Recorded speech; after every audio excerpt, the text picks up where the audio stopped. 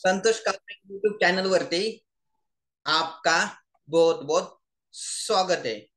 तो आज मैं ये वीडियो बनाने के पीछे एक मकसद है, क्योंकि मैं 2 दिन पहले बैंक में गया था मेरे एक पर्सनल काम के वजह से। और वहां पे क्या हो गया कि वहां पे एक पर्सन आया था अपने होम लोन के रीपेमेंट के इंक्वायरी करने के लिए।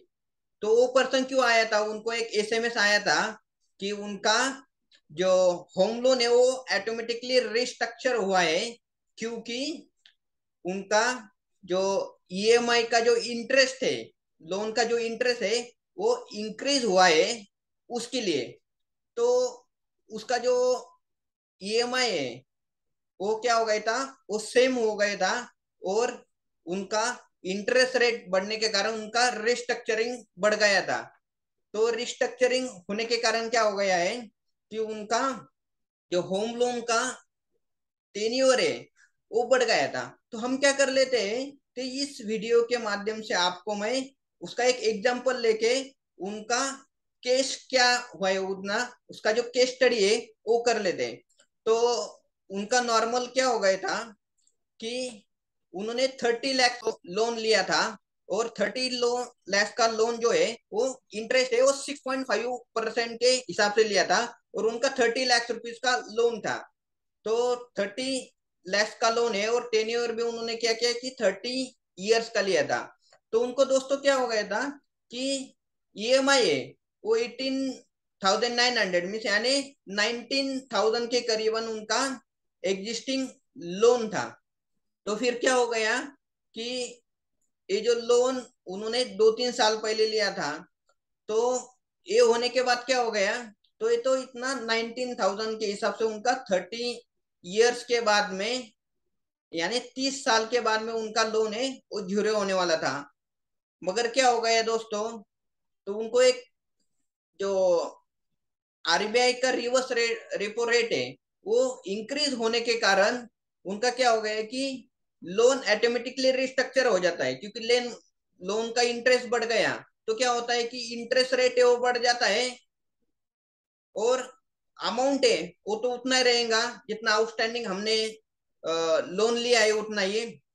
तो उसके बाद में क्या हो गया है कि वो जो होम लोन का इंटरेस्ट है वो 1.4% से यानी करीबन 1.5% से क्या हो गया है, इंक्रीज हो गया। तो 1.5% से अगर लोन इंटरेस्ट है वो बढ़ जाता है, तो उसका सिनेरियो क्या हो जाता है, मैं आपको कैलकुलेटर के हिसाब से मैं बता। उनका क्या हो गया था कि 2 साल हो गए थे तो 30 लाख का लोन हो गया 28 लाख रुपीज, क्योंकि उन्होंने जो रीपेमेंट है वो हर महीने इंटरेस्ट और प्रिंसिपल पे करने के बाद में क्या हो गया कि 2-3 साल के बाद में उनका जो होम लोन है वो 28 लाख रुपीज बचा हुआ था। और इंटरेस्ट रेट कितना बढ़ गया कि 1.4% से करीबन 1.5% से बढ़ गया। तो 6.5% से इंटरेस्ट रेट हो गया उनका 7.9%। तो उनका जो ईएमआई है वो 19,000 है, मीन 18,900 है, उतना ही रह गया था। तो उनका जो टेन्योर है दोस्तों वो हो गया था यहाँ पे कितना, 45 इयर्स। तो 45 इयर्स का उनका जो टेन्योर है वो हो गया था। तो दोस्तों बिकॉज ऑफ 1.4% से मीन 1.5% से रिवर्स रेपो रेट बढ़ने से उनका रेट इंटरेस्ट रेट है वो भी 1.4% से इंक्रीज हो गया। तो इसके कारण उनका क्या है कि लोन का टेन्योर है 30 ईयर से उनका हो गया है कि 45 ईयर तक आगे उनको पे करना पड़ेगा। दोस्तों ये मैं आपको क्यों बता रहा हूं, क्योंकि अगर आपने भी अगर लोन लिया है 30 लाख रुपीज का और आपका जो एज था जब आपने लोन लिया तो 30 इयर्स का आपने जब हो गए थे आपका उम्र 30 हो गया था, तो उस समय आपने लोन लिया है। तो 2-3 साल के बाद में वो लोग की 33 इयर्स के बाद में आज का आपका ईयर थे। पिछले 3 इयर्स के पहले आपने लोन लिया था और आपका अभी एज है 33 इयर्स। तो कि क्या है कि इंटरेस्ट रेट बढ़ने के कारण क्या हो गया कि वो लोन का रिपेमेंट और 45 ईयर से आगे बढ़ गया।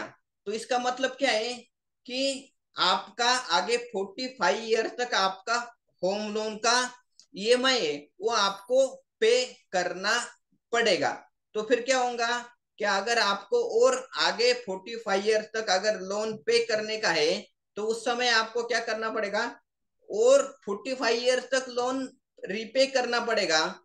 तो इसका मतलब क्या है कि आपका एज 33 ईयर्स है, और उसके में अगर आपने क्या किया तो 45 ईयर्स ऐड कर दिया, ताकि आपका जो एज है, आपके जो एज है वो 70 ईयर्स होने के बाद में भी आपको लोन है उसका ईएमआई पे करना पड़ेगा दोस्तों।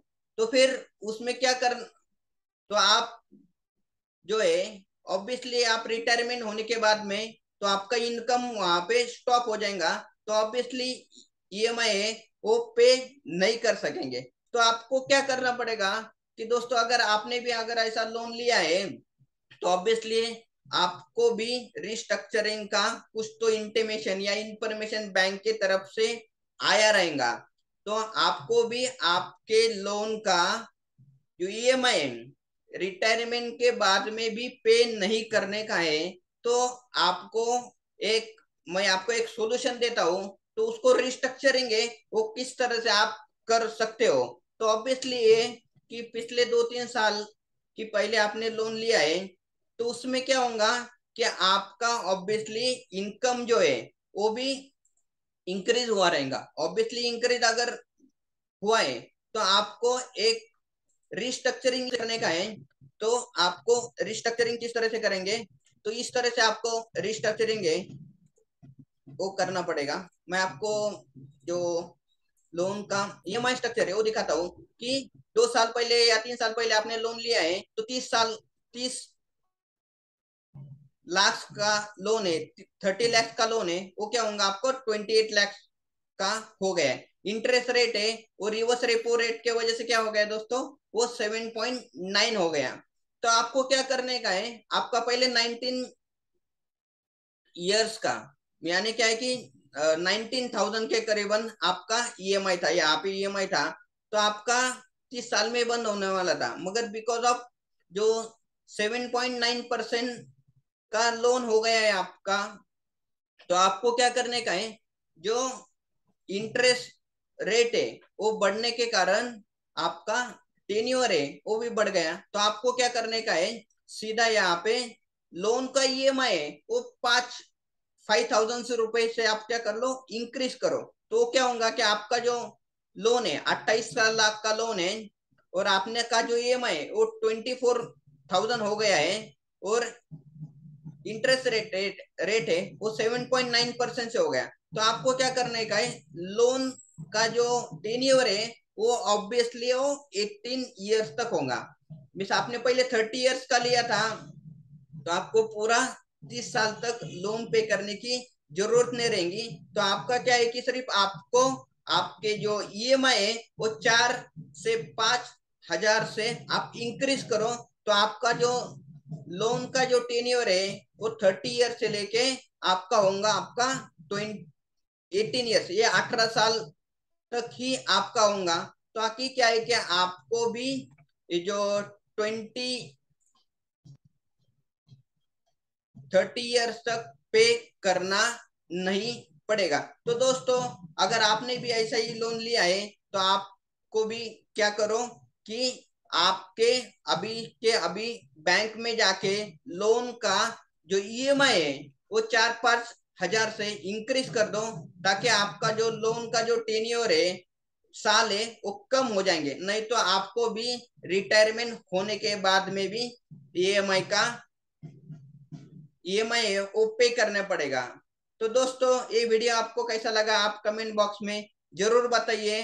अगर आपने अभी तक हमारे चैनल को सब्सक्राइब नहीं किया तो सब्सक्राइब करो, बेल आइकन को हिट करो, ताकि आपको ऐसे ही नए नए इंटरेस्टिंग और वैल्यूएबल वीडियोज है वो आपको हम यहाँ पे जब भी अपलोड करेंगे उसका नोटिफिकेशन आता रहेगा। तो फिर मिलेंगे ऐसे ही नई वैल्यूएबल वीडियो के साथ, तब तक के लिए बहुत बहुत शुक्रिया, थैंक यू सो मच।